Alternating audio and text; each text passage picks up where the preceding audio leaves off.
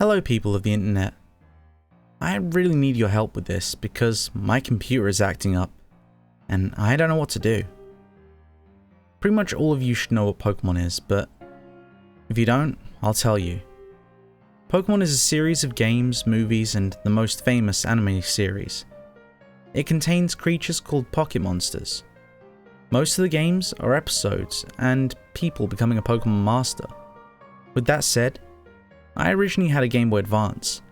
With it are a bunch of GBA videos, and one classic Pokemon game that stands out from the rest. It was Pokemon Yellow. Though, what I saw will make sure I'll never play that game again. Also, before you read my story, I have to tell you something. No, it's not going to be filled with hyper-realistic blood spouting out like Sonic.exe.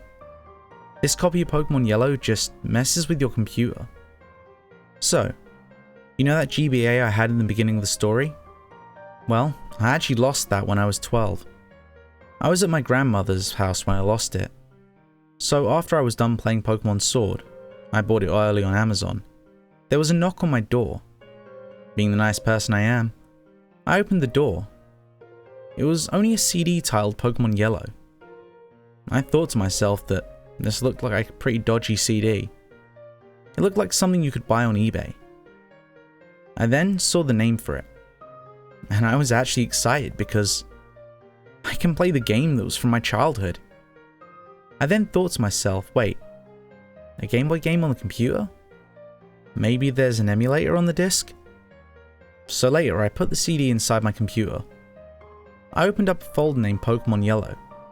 Inside the folder was a Windows application named PokemonYellow.exe. I then thought, oh, this isn't an emulator. When I opened up the Windows application, it went like normal. The Game Boy Color intro was there. I thought, hey, this might actually be the real deal. However though, when I talked to Pikachu, he said a question. When I remembered playing Pokemon Yellow, Pikachu didn't ask a question. I answered yes and he was happy. The game then went like normal. I then thought that if I said no, what would have happened? I didn't save the game because I wanted to do that. I then said no to Pikachu's question. He then slowly cries and the game closes. That was actually a waste of time. But 20 seconds later, the game opens up and gives me a jump scare. What was more weird was that the game was actually ejecting the disk drive. I thought, how was that possible? It was a game.